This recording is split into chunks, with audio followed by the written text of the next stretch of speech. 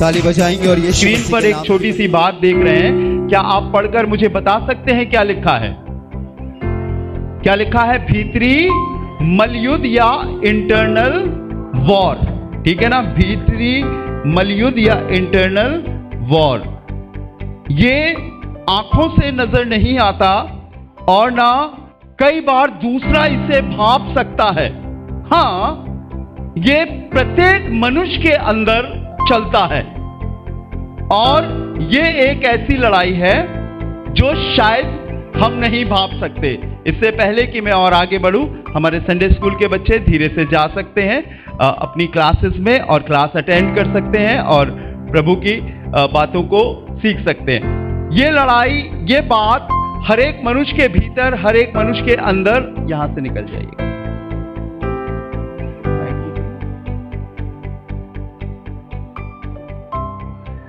प्रत्येक मनुष्य के अंदर चलती है, प्रत्येक मनुष्य के हृदय में, प्रत्येक मनुष्य के मन में होती है। लेकिन कई बार खुदा के लोगों, ये चीज मैं और आप बहुत आसानी से नहीं भांप पाते, नहीं समझ पाते। कई बार लोग एक दूसरे से बोलते हैं कि क्या बात है, तुम बड़े उदास लग रहे हो, तुम बड़े सुस्त लग रहे हो, क्या बात है, तुम्हारे चेहरे की रंगत उड़ गई है। कई बार आपने बहुत कुछ ऐसा सुना होगा, महसूस किया होगा और आपको मालूम है खुदा के लोगों, खुदावन कभी भी ऊपरी मनुष्यत्व को या ऊपरी चेहरे को नहीं देखता।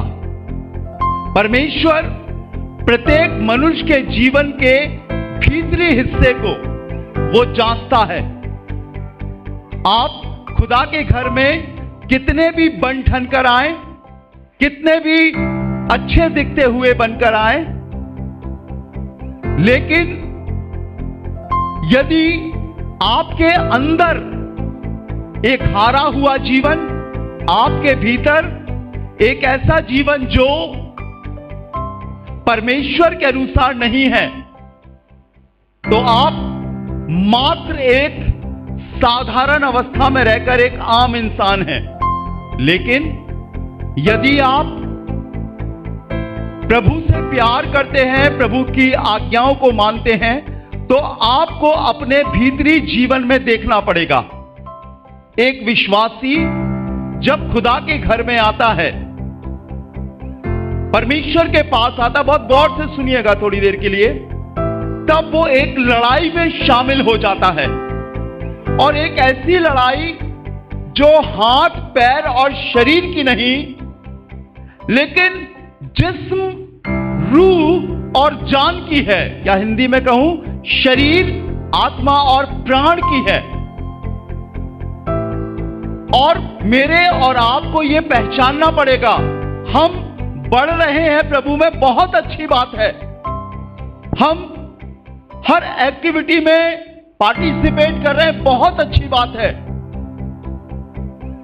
हम हालेलुया, प्रेज द लॉर्ड, यीशु के लहू की जय, तमाम चीजें हम बोल रहे हैं, बहुत अच्छी बात है।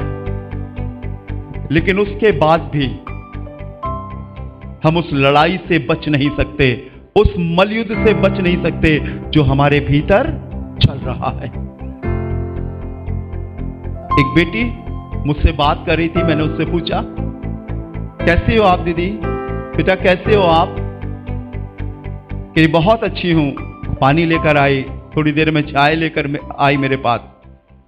लेकिन कुछ ही देर के बाद वो रोने लगी और कहने लगी भैया मैं तो हार गई। मतलब जो पहले मुझसे मुखातिब हुई थी, मुझसे मिली थी, वो बातें कुछ और थी, लेकिन थोड़ी सी बातें मैंने करी और वो रोने लगी। इसका मतलब उसके अंदर कुछ था। और प्रत्येक मनुष्य यहां पर बैठा हुआ है, मैं आपको बताना चाहता हूं, आपके अंदर अभी भी कुछ ना कुछ चल रहा है। एक आयत निकालिए खुदा के कलाम से, और ये शायद यहां पर लिखा हुआ है, इफिसियों की पत्री 6वां अध्याय, उसका 12वां पद पढ़िएगा। उसको पढ़ने से पहले गलतियन चैप्टर 5 वर्स 17, गलतियों की पत्री 5वां अध्याय 17वां पद। कोई भी भाई बहन बीच से पढ़े, हमारे जवान बच्चे बैठे हैं पढ़ने वाले, पढ़िएगा बेटा, पढ़े हमेशा। क्योंकि शरीर आत्मा के विरोध में और आत्मा शरीर के विरोध में, सुनिएगा गौर से क्या लिखा है, क्योंकि शरीर आत्मा के विरोध में और आत्मा शरीर के विरोध में, मतलब हमारे पास एक दुश्मन है। जो खुदा ने मेरे और आपको बनाया तीन सोबत में, जिस्म जान रूह। जिस्म जो मैं और आप देख रहे हैं, जान जो हमारे प्राणों में, हमारे मनों में बसती है, हमारी भावनाओं में बसती है, और आत्मा या रूह जो उस परमात्मा का अंश है जो बागे अदन में हमारे अंदर डाला गया था। और बाइबल बताती है, पढ़िएगा, लगाइएगा बेटा, गलातियन चैप्टर 5 वर्स 17, गलतियों 5:17 पढ़िएगा हमेशा फिर से जोर से। क्योंकि शरीर आत्मा के विरोध में, समझ रहे ना आप, आपके अंदर तीन चीजें हैं, शरीर, प्राण और आत्मा, और यहां पर लिखा है क्योंकि शरीर आत्मा के विरोध में, और आगे लालसा करता, दोनों एक दूसरे के ऑपोजिट है, अगेंस्ट है। शरीर तो कह रहा है कि ये चीज ले ले, ये चीज ले ले, ये चीज ले ले, ये चीज कर ले, ये चीज कर ले, लेकिन अंदर से आत्मा जो उस परमात्मा का अंश है वो कहती नहीं ये गलत है, नहीं ये गलत है, नहीं ये गलत है, नहीं ये गलत है। और ये मलयुद्ध चल रहा है, ये लड़ाई चल रही है,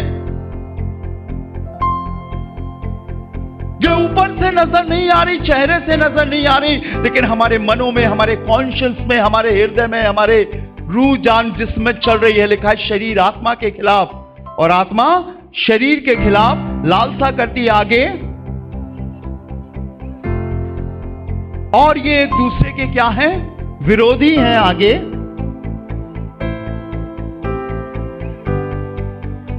इसलिए जो कुछ तुम करना चाहते हो वो ना करने पाओ। आपको परमेश्वर ने बनाया,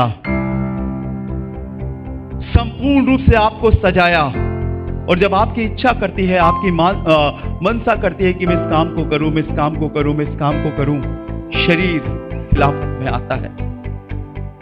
सैटरडे को, मंडे को, ट्यूसडे को, वेडनेसडे को दिल में ये ख्याल आता, खुदा मैं तेरी आराधना करूंगा, तेरे पास आऊंगा, ये करूंगा, ये करूंगा, ये करूंगा, ये करूंगा। तमाम बातें मैं और आप अपने दिमाग में सोचते हैं, लेकिन जैसे जैसे खुदा का दिन आता है, नजदीक आता है, मैं और आप भूलने लगते हैं।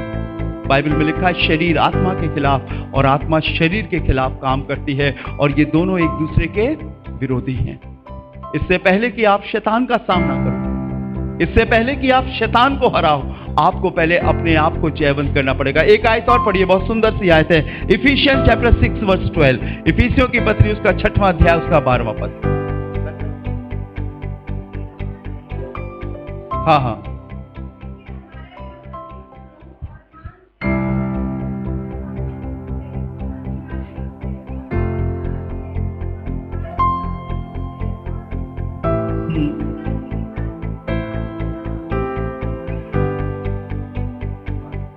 फिर से पढ़िएगा, फिर से।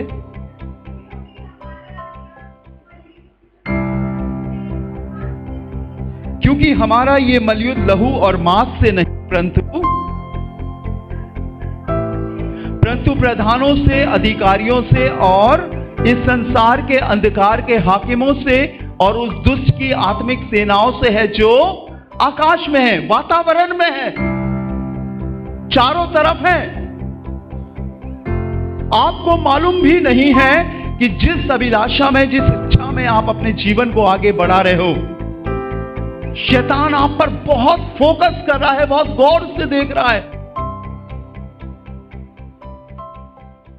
और आपकी शारीरिक अभिलाषा को, शारीरिक इच्छा को, जो आपके अंदर जागृत होती है कि मैं ये करूं, मैं ये करूं, आत्मा तो बोलती है नहीं मेरे बेटे, नहीं मेरी बेटी, ये मत कर, ये गलत है। प्रार्थना होती है, प्रार्थना करते हैं, यीशु की याद आती है तो हम पाप से बचते हैं, नहीं ये गलत है, हम नहीं करेंगे। ये लड़ाई प्रत्येक मनुष्य के जीवन में चल रही है। अब सब कुछ आपको करना है, परमेश्वर ने सारे हथियार आपको दे दिए हैं, सारे औजार। इसके ऊपर वाली आयत लगाइएगा, वो पढ़िए जरा, 11वीं आयत जी।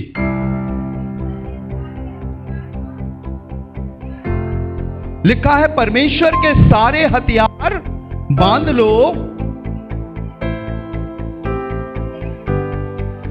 कि तुम शैतान की सारी युक्तियों के सामने खड़े रह सको। सब खुदा ने दे दिया, सब कुछ हमारे ताबे कर दिया है। क्या हम उन अधिकारों का, उन औजारों का इस्तेमाल करते हैं या नहीं? ये लड़ाई हमारे अंदर चल रही है, और अगर हम आत्मा की आवाज को सुनेंगे तो हम जयवंत होंगे, हम फतेहमंद होंगे।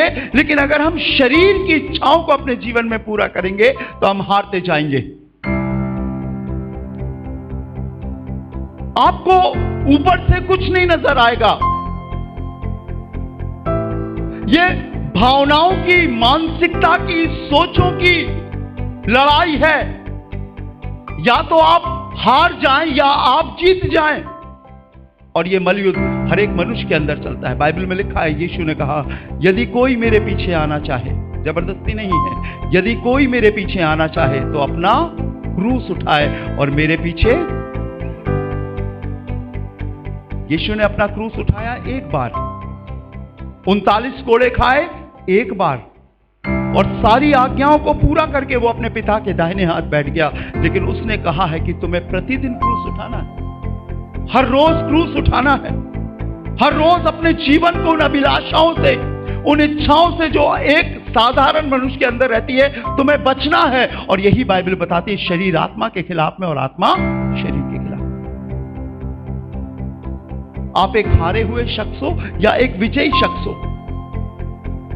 आपको मालूम है, जब प्रकाशित वाक्य पहला, दूसरा और तीसरा अध्याय लिखा जाता है तो उसमें 7 कलीसियाओं का जिक्र मिलता है। 7 कलीसियाओं के विषय में बताया जाता है। लेकिन जब एक कलीसिया के विषय में बताया जाता है, दूसरी कलीसिया के विषय में बताया जाता है, तीसरी कलीसिया के विषय में बताया जाता है, और उसके अंत में मालूम क्या लिखा है? जो जय पाए। पढ़ा है ना आपने? जो जय पाए। और ये जय किसी मनुष्य को हराने वाली नहीं है। ये युद्ध इंसान से इंसान के खिलाफत का नहीं है। ये युद्ध एक विश्वासी का शैतान से है। और ये युद्ध प्रत्यक्ष रूप में नहीं है, ये युद्ध मनुष्य के अंदर है। और ये मलयुद्ध चला आ रहा है जिस दिन से आपने बैप्टिज्म लिया, जिस दिन से आपने यीशु को उद्धारकर्ता माना। आप हारे हुए व्यक्ति हो जो बैठ गए हो, या आज भी आप लड़ रहे हो। नजर आता है, समझ में आता है। और आज भी बहुत से लोग हारा हुआ जीवन जी रहे हैं। मैंने एक कलीसिया में जब मैं प्रचार कर रहा था, आराधना ले रहा था, मैंने बोला, सभी बोले हालेलुया, सबने बोला हालेलुया। मैंने बोला, बोलेंगे प्रेज द लॉर्ड, बोलो यीशु मसीह की, सबने जय बोला। आराधना के बाद जब मैं उस शख्स से मिला तो उसके मन में इतनी बुराइयां थी, इतनी कड़वाहट, इतनी ईर्ष्या थी। वो अंदर से हारा हुआ था। शैतानी अभिलाषा और शैतानी बातों के द्वारा वो हारा हुआ था। 1 घंटा, 2 घंटा, 2.5 घंटा, 3 घंटा हम खुदा की आराधना में बिताते हैं। ये आपकी जय को नहीं दिखाता है।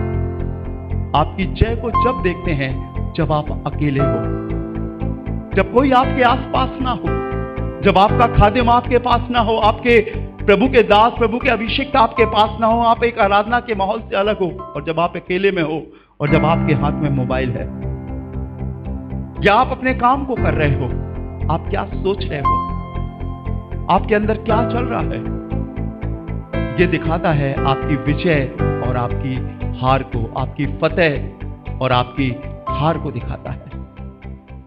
बाइबल बताती है शरीर आत्मा के खिलाफ और आत्मा शरीर के खिलाफ कार्य करता है, और ये दोनों एक दूसरे के विरोधी हैं। एक आयत और पढ़िएगा भाई, रोमन चैप्टर 8 वर्स 5, जल्दी से।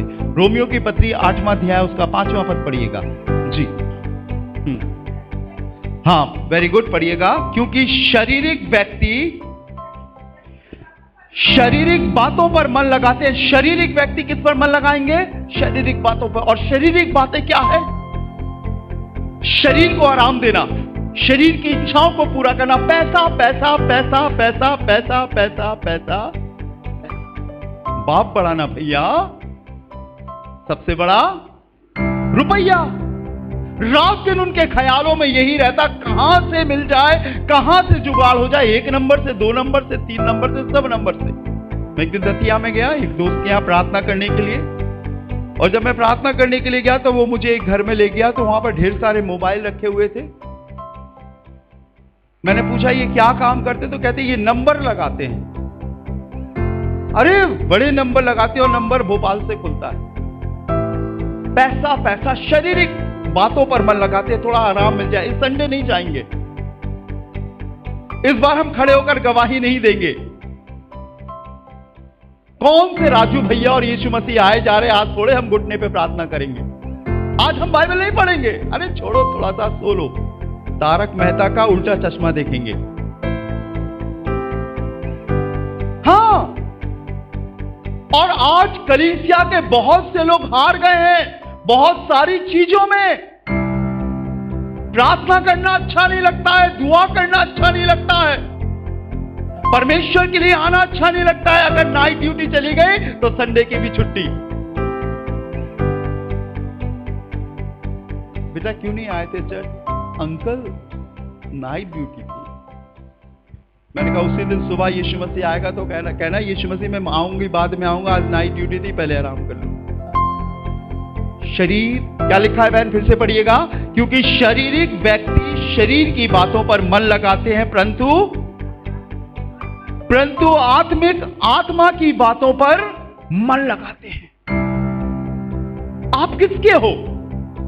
और आपको मालूम है बाइबल बताती है जिस मिट्टी से बना है और एक दिन मिट्टी में ही रह जाएगा, लेकिन आत्मा उस परमात्मा के पास पहुंचेगी और उसका हिसाब किताब होगा। और बाइबल बताती है परंतु आत्मिक व्यक्ति आत्मा की बातों पर मन लगाता है। उसके दिल में यह जिज्ञासा रहती है, मुझे कब मौका मिले मैं प्रभु की आराधना में जाऊं, मुझे कब मौका मिले मैं परमेश्वर के लोगों की एक पवित्र संगति में जाऊं, जहां मुझे अपने जीवित परमेश्वर को निहार कर उसकी महिमा करने का मौका मिले। यह मलयुद्ध चलता रहता है। बहुत से लोग तो हार कर बैठ गए हैं अपनी अभिलाषाओं के चक्कर में। स्टार्टिंग में तो बहुत अच्छा चला, बहुत अच्छा चला, बहुत अच्छा चला, लेकिन अब वो अपने कारोबार में, अपनी जिंदगी की तमाम चीजों को पूरा करने में फंस गए हैं। एक आयत और पढ़िए बहन जी, देखिए इसी रोमियो 8वां अध्याय उसका 13वां पद पढ़िए, 13वां पद, 13 वर्ष जी। क्योंकि यदि तुम शरीर के अनुसार दिन काटोगे तो मरोगे। क्या लिखा है? शरीर के अनुसार दिन काटोगे तो तमाम बीमारियां आकर बैठ जाएंगी, तमाम कमजोरियां आ जाएंगी, तमाम चीजें आकर वास करेंगी। लिखा है शरीर के अनुसार दिन काटोगे तो मरोगे। जब वो अधोलोक में पड़ा हुआ अपनी आंखों को उठाकर ऊपर देख रहा था, बाइबल में लिखा हुआ है, उसने इब्राहिम से कहा, हे पिता इब्राहिम, लाजर को मेरे पास भेज दे कि वो अपनी उंगली का एक सिरा पानी में डुबोकर मेरी जीभ को ठंडा करे, क्योंकि मैं यहां तड़प रहा हूं। इब्राहिम ने कहा, हे पुत्र, कदाचित यह संभव नहीं कि यहां से कोई शख्स वहां जा पाए या वहां का शख्स यहां आ पाए, क्योंकि हमारे और तुम्हारे बीच में एक गड्ढा है। बाइबल बताती है, क्या लिखा है? क्योंकि यदि तुम शरीर के अनुसार दिन काटोगे तो मरोगे। मैं उस मौत की बात नहीं कर रहा हूं जिस्मानी मौत की, क्योंकि बाइबल में लिखा है एक बार मनुष्य का मरना और उसके बाद न्याय का होना नियुक्त है। मैं उस मृत्यु की बात कर रहा हूं जिसे कहते हैं दूसरी मृत्यु, जो हमारे जीवन में स्वर्ग और नरक को डिसाइड करती है, और वो जमीन से होता है। स्वर्ग और नरक यहीं से चुना जाता है। और लिखा है बाइबल में, अगर शरीर के अनुसार दिन काटोगे, उठो जागो। यीशु मसीह एक दिन गत्समनी बाग में प्रार्थना करने के लिए गया। पतरस, यूहन्ना, अंद्रयास और कुछ चेलों को लेकर प्रार्थना करने के लिए गया और कहने लगा, मेरी वो घड़ी आ गई है जब मैं अपने प्राणों को सारी दुनिया के लिए दूं, चलो मेरे साथ प्रार्थना करो। और जब वो अपने चेलों के संग गया और उनसे कहा, तुम यहीं ठहरे रहो और प्रार्थना करते रहो, और वो आप ऊपर ठप्पे के स्थान पर चला गया और वहां प्रार्थना करने लगा। लेकिन जब वो लौट कर आया तो अपने चेलों को सोते पाया और कहा, तुम मेरे साथ एक घड़ी भी ना जाग सके, जागते रहो और प्रार्थना करते रहो कि परीक्षा में ना पड़ो। वो फिर दोबारा प्रार्थना करने के लिए चला गया और प्रार्थना कर रहा था कि हे पिता, हो सके ये कटोरा मुझसे टल जाए, उसमें मेरी नहीं परंतु तेरी मर्जी पूरी हो। लेकिन जब वो लौट कर आया तो फिर चेलों को सोते पाया। आज कलीसिया सो रही है, आज लोग सो रहे हैं। एक शख्स मुझसे कहने लगा, भैया मैं आपके चर्च में एक शर्त पे आऊंगा यदि आप मुझसे प्रार्थना नहीं कराओगे। कलीसियाओं से प्रार्थनाएं उठ गई हैं।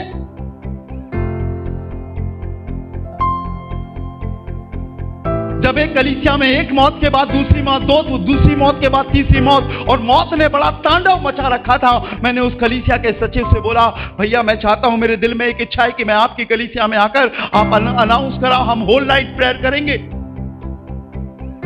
तो वो देखने लगे मुझे, फिर हम तो खाना खा के 9 बजे सो जाते हैं। Very good. प्रार्थना नहीं है लोगों के जीवन में, दुआ नहीं है लोगों के जीवन में। और जब यीशु तीसरी बार प्रार्थना करने गया और लौट कर आया, उन्हें फिर सोते पाया, तो उसने कहा, अब तुम सोते रहो।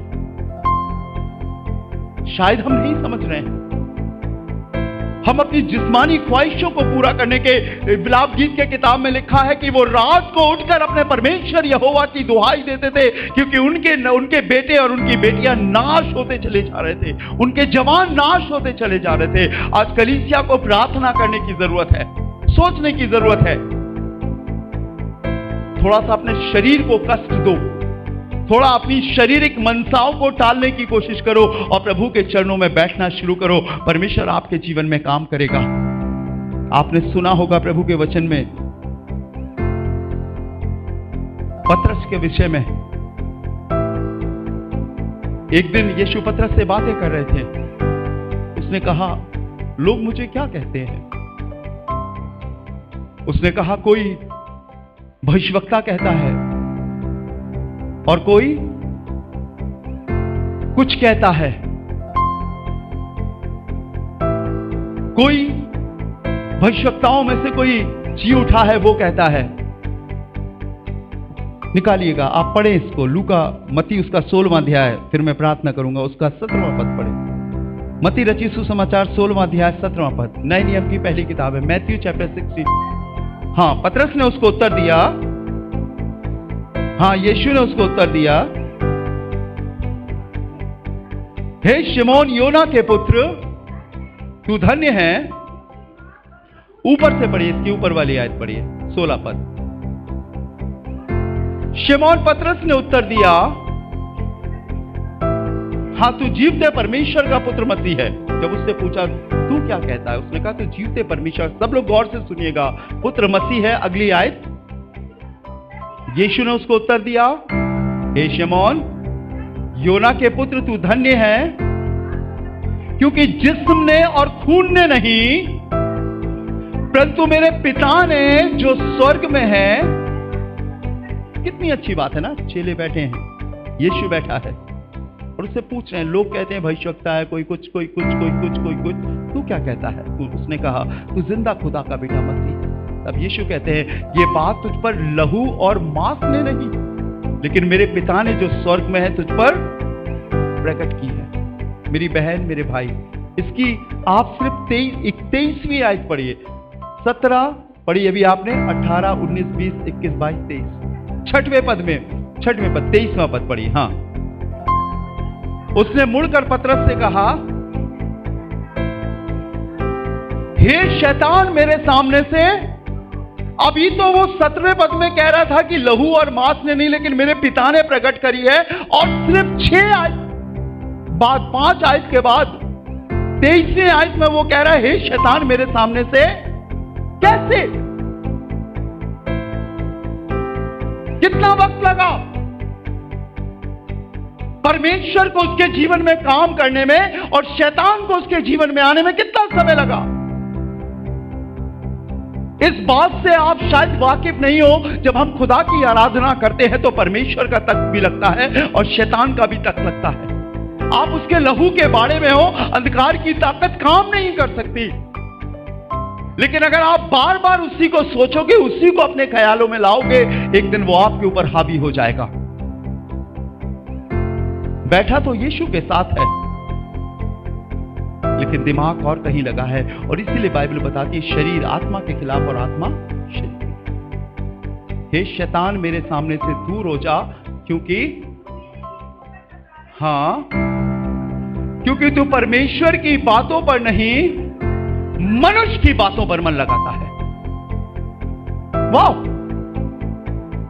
इतनी जल्दी एक विश्वासी हार जाता है। और इसीलिए प्रार्थना है, इसीलिए उपवास है, इसीलिए संगति है, इसीलिए घुटने टेककर प्रभु के सामने जाना है। मुफ्त में नहीं मिल जाएगा हमको, हमें कुछ ना कुछ कीमत अदा करनी पड़ेगी। हमें अपने शरीर को कहना पड़ेगा, नहीं, हम आराम नहीं करेंगे, हम खुदा के घर जाएंगे। और ये मलयुद्ध चल रहा है। कितने लोग हार गए हैं। मैंने उससे पूछा, भैया तुम संडे को क्यों नहीं आए?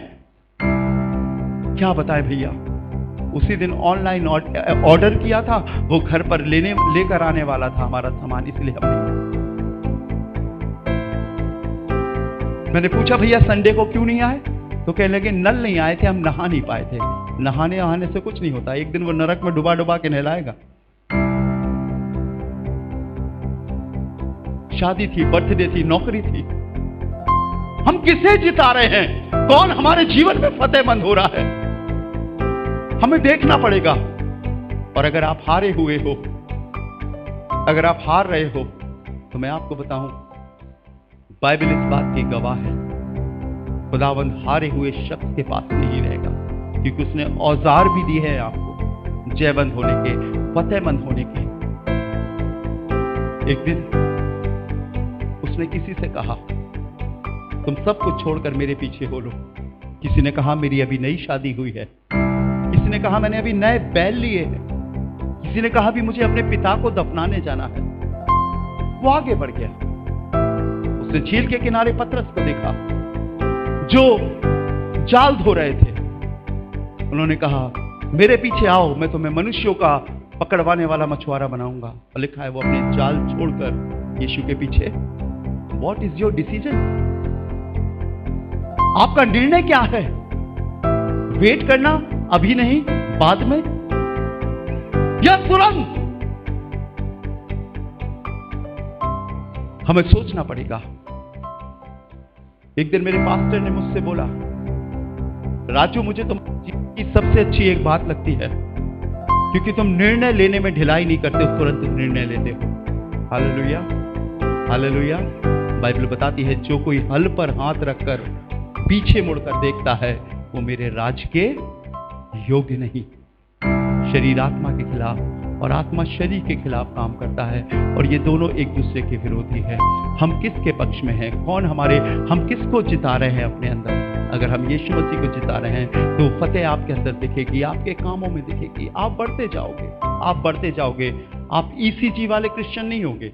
ECG वाले मालूम है ना, मैंने बताया, E for Easter, C for Christmas, G for good Friday. त्योहारों पे आप देखना भर जाएगा। अभी गुड फ्राइडे आने दो, ईस्टर आने दो, देखना कितने लोग आएंगे। बैठने की जगह नहीं मिलेगी। आप पहले अकेले आते थे, उस दिन मम्मी पापा, दादा दादी, चाचा चाची, दीदी, पड़ोसी भी ले आएंगे। चलो, अरे बड़ा मजा आता है, राजू भैया उचक उचक के गाते हैं। हम आपको सच बता रहे हैं। हमें सोचना पड़ेगा अपने जीवन के विषय में कि हम किसको अपने जीवन में पहला स्थान दे रहे हैं। और अगर यीशु मसीह आपके जीवन में पहला है, मैं आपको बाबुलंद बता सकता हूं, आप एक फतेहमंद जिंदगी जिएंगे। हालेलुया, आप एक विजयी जिंदगी जिएंगे। कितने लोग हैं जिनके अंदर ये लड़ाई चलती है कि ये सही है और ये सही नहीं है? अपना हाथ उठाइए। आज भी मैं लड़ता हूं, वेरी गुड। आज भी मेरा मन उन बुराइयों को मारने की कोशिश करता है। आज भी मैं समय दर समय, सीढ़ी ब सीढ़ी फतेहमंद होता हूं। और आपको फतेह प्राप्त करने का एक सबसे अच्छा रास्ता बताऊं, अपनी जुबान बंद रखें और धीरज से सहना शुरू करें।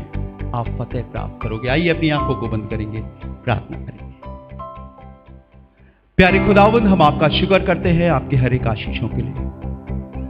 जो राज की बातें, भेद की बातें तूने हम पर प्रकट करी हैं प्रभु, ये और किसी के पास नहीं है। प्रभु, हम आपसे प्रार्थना करते हैं, हमें वचन के अनुसार जीने की शक्ति दे, चलने की शक्ति दे।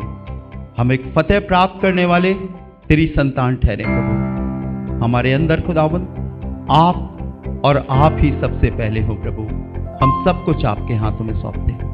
सारा आदर, सारी महिमा आपको देते हैं और खुदावंद यीशु के नाम से मांगते हैं, आमीन। Praise the lord. May God bless you. प्रभु आपको बहुत आशीष दे। याद रखें, आने वाले संडे को, जो इस महीने का आखिरी संडे रविवार होगा, 30 तारीख है शायद ना, तो आप उत्पत्ति उसका 7वां और 8वां और मत्ती उसका 7वां और 8वां अध्याय पढ़कर आइएगा, ताकि आप सवालों के उत्तर देने पाए। आइए अपने स्थान पर खड़े हो जाएंगे। हम लोग मिलकर प्रभु की महिमा में एक गीत गाएंगे और अपने दानों के द्वारा प्रभु की स्तुति करेंगे। और जो गीत प्रभु ने हमारे दिल पर रखा है, हम उसे गाकर खुदा के नाम की जय जयकार और स्तुति करें।